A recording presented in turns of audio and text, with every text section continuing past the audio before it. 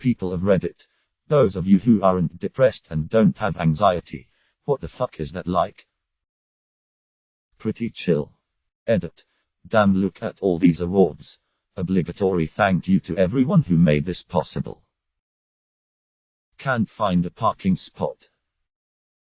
I'm not depressed nor do I have anxiety, but life is still a struggle.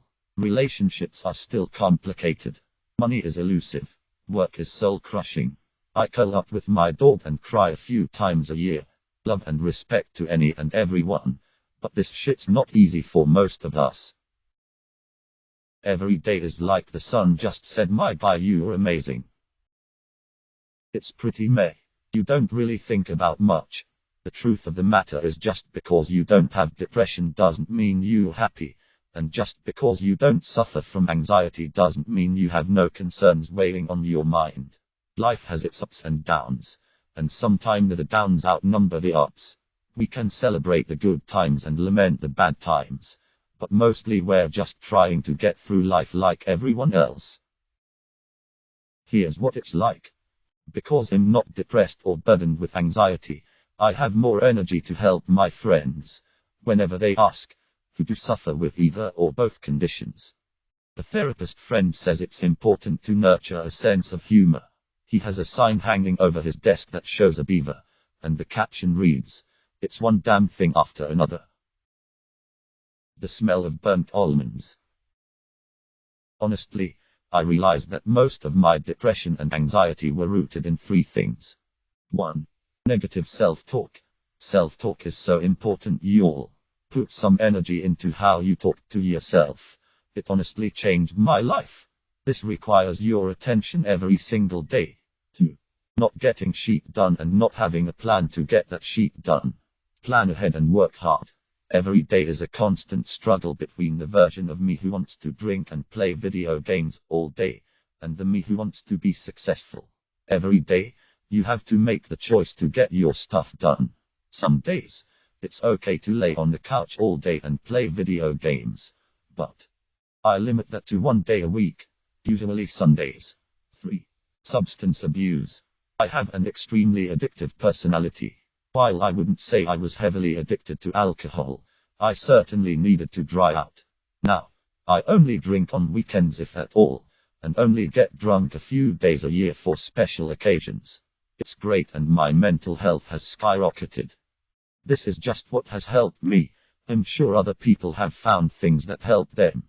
Don't be afraid to seek help from family, friends, SOS, and licensed therapists. This is, probably, your one chance at life. You deserve to be happy. Obligatory thanks for the gold. I get shit done. I don't waste time being indecisive over which is the best choice to make. I find I have the energy to go to the gym on a near daily basis, and still play video games or get some housework done. My life isn't sunshine and bunnies all day every day, but when the bad shit comes, I can push past it and not let it impact the rest of my day. I'm upset over something. I don't rant and rave, and I don't mull over it all day. I acknowledge it, accept it, and set those feelings aside to crush them at the gym like the insignificant specks they are. A professor once told me that only 20% of people are wired to be happy. The rest of us are all walking around dealing with something, and this is why there should not be a mental health stigma. The whole class kind of went huh, and it's always stuck with me. It's really great. I wouldn't say my depression and anxiety are totally gone, but I'm miles better than I was just a few years ago.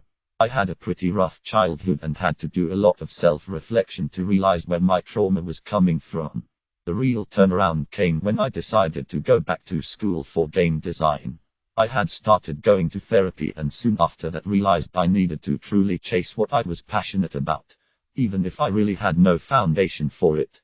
Now that I feel like I have a goal and a purpose in life, things are so much brighter. I get a good night's sleep, I hang out with my wife, I play with my dogs, I spend very little time online, I socialize with my friends, and life is sweet. I can do something super embarrassing in front of hundreds of people without being embarrassed at all. You still get depressed or anxious, but it goes away after a bit and is much more infrequent. It's nice. No, it's incredible. It's fantastic. But it wasn't always like this. I worked for it. And goddamn is it worth it. I'm basically on cruise control now in terms of being chill. Every now and then I have to do a little tuning and tightening, but that's just part of being human. If there's anything you can do, even just baby steps if you can't afford therapy, which wasn't part of my process, but I absolutely recommend it if it's an option, fucking do it. Depression and anxiety fucking suck, but they aren't, and don't have to be, a permanent state of being. Shitty because instead of being anxious, I do stupid shit instead because there's very little or nothing holding me back. Edit. Reading this I realized that I may have implied that anxiety and fears is a good thing, especially on the holding you back part. They aren't. If you have either or both, please seek help. It feels like I can make the most of every day I live. Every day is just another day of finding satisfaction. Not every day is satisfying or easy, but overall life is enjoyable. Jesus fucking Christ, dude, this subreddit is wild. It's either how do I become not depressed, how do I get girlfriend, or tell me about a time you had sexy sex so I can jack off to the image of it. Being in remission from bipolar is weird. I feel resilient minus I love that I can take criticism and learn from it and grow without falling into a pit of despair. I have so much more energy without feeling wired and out of control. It's refreshing how much easier it is to follow through on my commitments and make progress at work and in my hobbies and relationships. The contrast between how I feel now and how I feel in an episode is so stark. It's like if you woke up one morning and realized you'd been carrying around 20 lb weights everywhere you went for years and now they're gone and you feel so light. And it suddenly makes sense why everything was so hard before. I know based on past experience that this patch of sunlight probably won't last forever and it sucks. But I can stay in the moment enough to appreciate what I have. People who have never been depressed really have no idea what a privilege it is to be able to hope. Removed. My friend told me that no matter how bad things in his life got, he has never once thought he wanted to die or wanted to kill himself. I can't possibly fathom that. I can't remember a time where I didn't think death would be easier, lol. I used to have those. And then I got on medication and into therapy. I realized with the healthcare system being what it is, and perhaps also being young, and some stigma, it may be hard to access those things. But mental health professionals aren't in it for the money. Sometimes they see people for free or very little out of pocket cost. And schools and universities should offer mental health support as well for free. Edit. Also, it's very common for family physicians to prescribe antidepressants and anti-anxiety medications, and also provide referrals to therapists or psychiatrists. Most healthcare groups have a department devoted to mental health support. Rural areas are struggling in this regard, but resources should be plentiful in major metros. It's weird, right? Like we'll never know what it's not like and we forget what it is like. I used to be happy and no anxiety. Until I was about 20.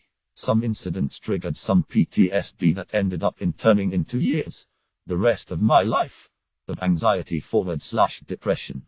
Pretty well managed with stress. What was it like? A lot of hope and daydreaming. Lots of dreams of the future. My future career. Future family. Future goals in the sport I play. Deep-seated feeling of comfort in my friends and family. Bad days came from moodiness or literally everything going wrong. But it wasn't that soul-crushing black cloud. I knew it would better tomorrow. I still think about the future a lot. But I don't get much further than next month. Feels like Saturday. Wah, I'm depressed, then get off of Reddit and do something about it. I have a lot of issues of my own, but I don't go on Reddit and bitch and moan about it all day. Seriously, it's like it's a personality trait to some of you people. Constantly posting memes about how depressed you are, like fucking learn already that no one gives a shit and no one on a meme page wants to hear about it. I had a good stretch of no anxiety a couple of years ago. I swear it felt like there was a bounce in my step and the whole world was smiling. I'd wake up dancing with a fresh day ahead, slowly working my way back there. Everybody has moments where they are sad and moments of anxiety. That is normal. Having anxiety and depression as a disorder, however, means that those feelings are pervasive the majority of the time in your life. As a person who has never been highly anxious or been what I would call clinically depressed, this is how it feels. When something bad happens that makes me sad, I allow myself some time to be sad about it, and that time depends on how serious it is. When my mom died, for example, I gave myself a week to just do nothing and cry and seriously grieve. Then I went back to work and I had moments of being tearful, but I relied on friends and family and yes, often co-workers to talk and hug, etc. By the end of 6 months, although I still had moments where I would think about my mother, and still do occasionally, I was not constantly feeling triggered by every memory of her or everything I saw that reminded me of her anymore, and I realized I just had more of a sense of her as a person and was appreciative for the time she was here. Now if it's something small like I didn't get a promotion or I failed an exam, I allow myself a much shorter time. I will allow myself to be angry, upset or pissed off about it for probably minutes and then just start writing down solutions and get working on how to overcome that obstacle. The process of this is very empowering and pretty much recovers you quickly from those type of experiences. As far as anxiety or moments of low self-esteem are concerned, I still feel them. There are times where I look at my life or look in the mirror and am not happy because I feel like I could be in better shape, be more successful, or am getting a new wrinkle, etc., etc. But things like that do not put me in a tailspin of self-loathing, or make me want to slit my wrists or lay in bed for a week. I feel them. I sigh. I think of things I could do in that moment to change that habit or problem. Maybe I'll write them down, and sometimes those plans to get abandoned, and sometimes they don't. For example, after my last child was born, I didn't lose the baby weight very quickly and I found myself 50 pounds overweight when he was a year and a half old. I was looking in the mirror every day and unhappy, and since it was becoming kind of a daily thought, it was time to do something, so I started eating better and exercising and lost the weight. As far as responding to criticism from others or people who treat me poorly, overall I am a law-abiding kind person. If someone is abrupt or mean to me, like a clerk in a store or something like that, I may have a thought of wow, they must be having a bad day.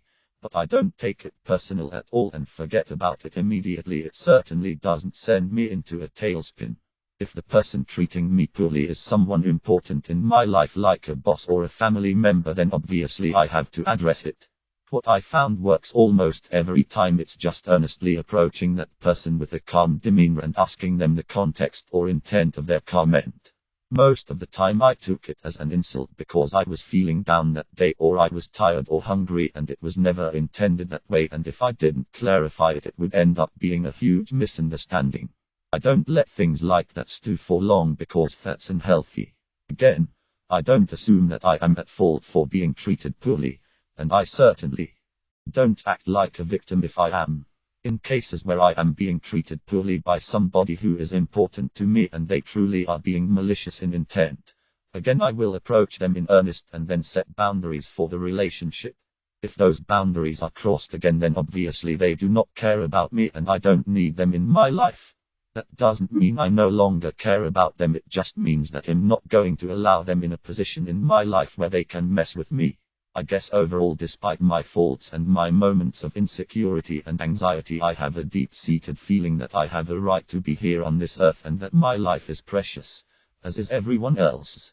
There are times where I can be mean, but most of the time it's coming from a place of insecurity, and I am quick to apologize and be sure to not do that again. I accept that I'm human. I accept that others are too. And I believe that it is lack of communication and fear that prevent us from truly connecting with other people. I feel bad for depressed people, although I don't claim to understand how they can walk around in that fog 100% of the time and not actively seek out coping skills and solutions. It doesn't matter, I don't need to understand them to feel bad for them. They are human like me and have a place just as important as mine. I wish they could see that.